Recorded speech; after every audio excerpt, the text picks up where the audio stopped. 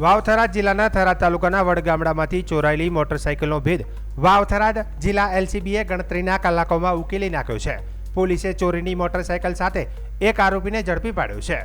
LCB police staff Tharad police station વિસ્તારમાં મિલકત સંબંધિત ગુનાઓની તપાસ માટે પેટ્રોલિંગ કરી રહ્યો હતો। તે દરમિયાન ચારડા ગામના પાટિયા પાસે વાહન ચેકિંગ દરમિયાન પોલીસે નંબર પ્લેટ વગરની મોટરસાઇકલ સાથે એક શખ્સને અટકાવ્યો હતો।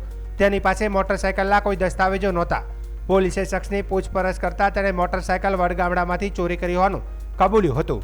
પોલીસે મોટરસાઇકલના એન્જિન અને ચેસિસ નંબર પોકેટ કોપમાં તપાસ્યા હતા, જેમાં તેનો રજિસ્ટ્રેશન નંબર GJ27BB4109 હોવાનું સામે આવ્યું હતું। વધુ તપાસમાં જાણવા મળ્યું હતું કે આ મોટરસાઇકલ અંગે થરાદ પોલીસ સ્ટેશનમાં ચોરીનો ગુનો નોંધાયેલો હતો। પોલીસે ચોરીની મોટરસાઇકલ કબજે કરી આરોપી કરશન પટેલ રહે બુકણા, તાલુકો વાવ, જિલ્લો વાવ થરાદની અટકાયત કરી હતી। આરોપીને આગળની કાર્યવાહી માટે થરાદ પોલીસ સ્ટેશનને સોંપવાની તજવીજ હાથ ધરવામાં આવી હતી।